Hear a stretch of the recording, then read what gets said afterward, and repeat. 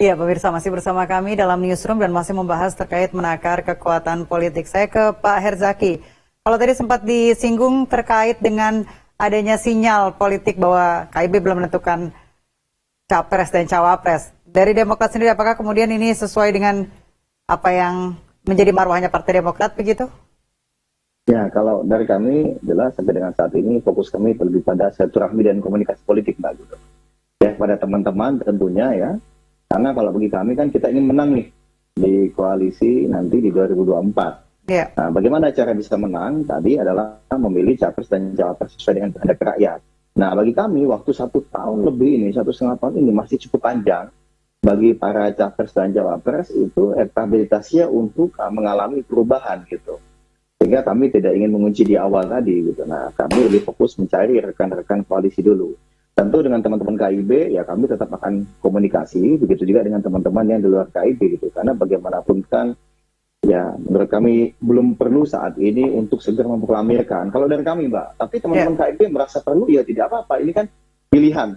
Namanya jalan kita menuju 2024 ini kan silakan berbeda-beda saja, tetapi yang penting bagaimana kita semua minimal dari 9 parpol parlemen ini sudah punya kesepakatan. Kita ingin mensukseskan pemilu 2024 sehingga bisa berjalan dengan lancar, bisa jujur, bisa adil, dan tidak ada lagi polarisasi ya, Pak ini ya, Pak Idi ya, polarisasi, kemudian ada pembelahan masyarakat ya, tapi akan lebih fokus bagaimana diskusi mengenai Indonesia ke depan sebaiknya seperti apa yang bisa kita lakukan, apa perubahan dan perbaikan yang bisa kita berikan kepada masyarakat, pada rakyat Indonesia, sehingga nasib mereka, kondisi mereka bisa jauh lebih baik lagi ke depannya gitu.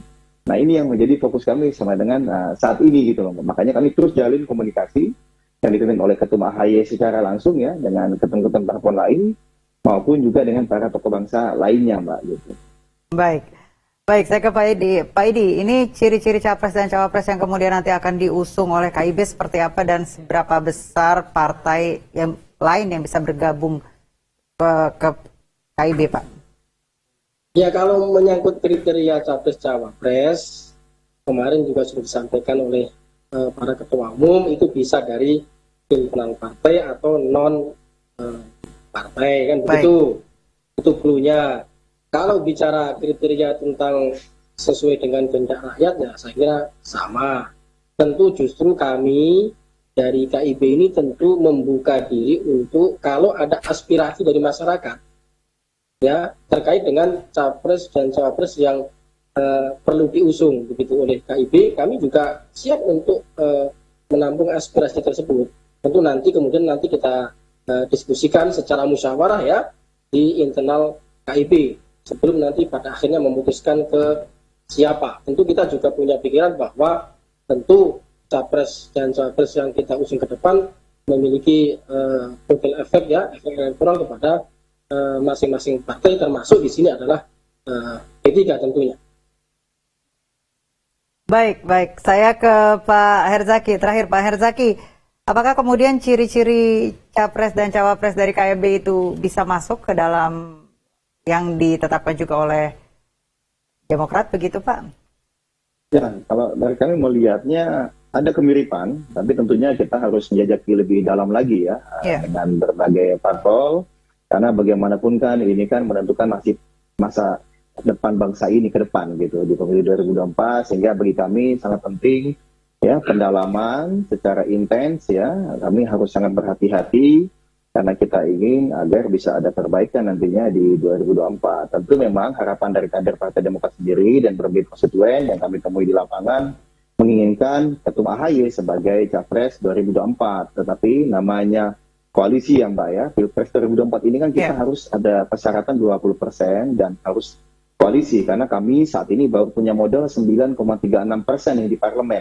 Sehingga harus bersama dengan yang lain. Nah tentunya dalam konteks itu kolaborasi ini harus kami lakukan dan kita tentu akan berdasarkan kesepakatan mana capres dan cawapres yang akan kita usung ke depannya. Lagi-lagi bagi kami sangat yakin masih ada waktu nih Mbak. 1 tahun lebih untuk semua calon berjuang meningkatkan elektabilitasnya, mendapatkan perhatian dan juga bisa merebut hati rakyat sehingga nantinya benar-benar bisa diusung baik itu oleh teman-teman di KIB atau oleh Demokrat dan teman-teman atau mungkin oleh kita semua. Baik. Gitu. Kira-kira sih seperti itu, Mbak. Baik, terima kasih Pak Herzaki Mahendra Putra dan juga terima kasih Pak Edi Muzaid. Ini publik masih menunggu ya siapa yang kemudian nanti menjadi capres dan cawapres yang memang diidolakan oleh rakyat begitu. Terima kasih Bapak-bapak waktunya sudah bergabung bersama kami. Pemirsa, pemilih cerdas harus tahu track record calon pemimpin yang akan dipilihnya. Terus saksikan Dialog Cerdas Memilih di Newsroom JAK TV agar Anda tidak salah memilih.